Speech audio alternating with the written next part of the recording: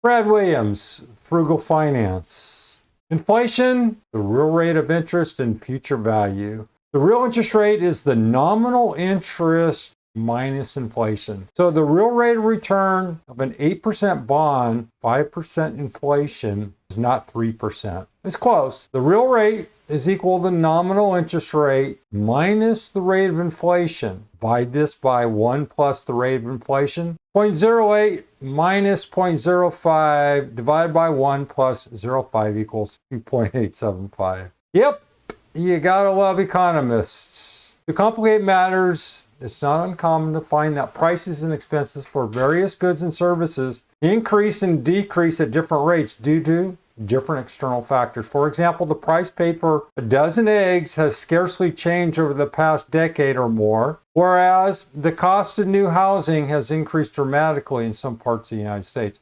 Oil price changes at different rates than the price of bread. Changes in aluminum, steel prices are not closely correlated with changes in textile prices or the prices for computers. In this case, we would consider the rate at which unit price change for each commodity to be an individual commodity escalation rate. It is important to note that commodity escalation rate for individual commodities can be greater or less than the general inflation rate. In practice, when it comes time to measure the inflation rate, what we observe are the values of commodity escalation rates and the combined interest rates. The value of the inflation is not as evident. As a result, in estimating the value of the underlying inflation rate, a surrogate measure is generally used. One popular surrogate measure of the inflation rate in the United States is the yearly change in the Consumer Price Index. Another is the Producer Price Index, as known previously as the Wholesale Price Index. A number of composite indexes are used by firms to forecast inflation rate. For example, both Wall Street Journal and Forbes publish their own indexes. The challenge is not obtaining values of indexes. Rather, it is knowing how to convert the values into forecasts of future inflation rates. As an example, the federal government regularly publishes monthly updates on hundreds of indexes. It also provides monthly updates on hundreds of business barometers, including aluminum output, electric power, machine tool orders, new construction, prime interest rates, and retail sales. Table 3.1 presents a CPI value for the year since the year 1993. I haven't bothered to update this through 2018. You can update it. Just go to fred.com and the updated information is probably available. Some do not agree with the use of changes in the CPI as estimates of inflation. They argue that the inflation rate cannot be an exact representation of the purchasing power of your money without your purchases being accurately reflected by the makeup of commodities included in the computation of the CPI. As an example, if you never intend to buy or sell a house, then it would seem that the change of prices in houses would not have an impact on the purchasing power of your money. Likewise, if you're a vegetarian, then the change in price for beef, pork, and chicken would not seem to affect you directly. They will affect others, and those people in turn will increase the prices of their goods and services in order to recover the increased amount of money spent on items you do not buy. Because the overall economy is so interdependent, it's difficult to determine the inflation rate for individual firms.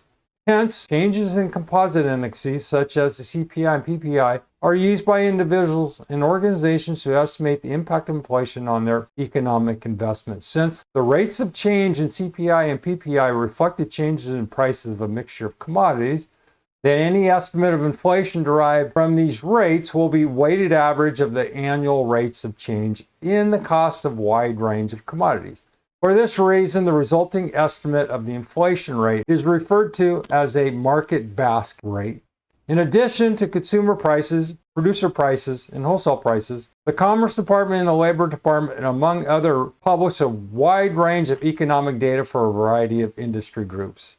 Depending on the industry, inflation estimates might be more accurately developed using one or more sources. When we talk about money and how it will be worth in the future, we have two ways to look at it: in today's money or in the money of the future. If we use today's money, we're talking about the actual amount of money we'll spend. But if we talk about future money, we consider how much stuff we can buy with that money based on prices at a certain time in the past.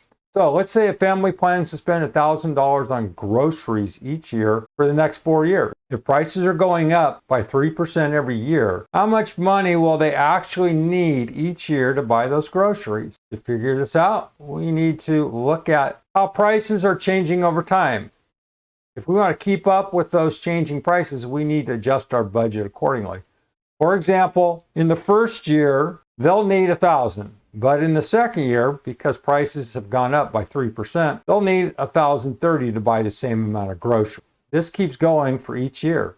So the then current cash flow required to buy the groceries each year would be $1,000 in the first year, $1,030 in the second year, $1,069.90 in the third year, $1,092 in the fourth year. To buy the groceries, the family will need to take the following face amount of dollars to the store.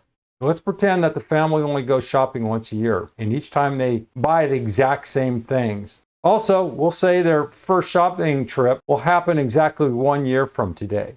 You can see we have $1,030, $1,060, $1,092, and $1,125.51. That's just on 3% inflation. Staggering, huh? Brad Williams, Frugal Finance. Thanks for watching.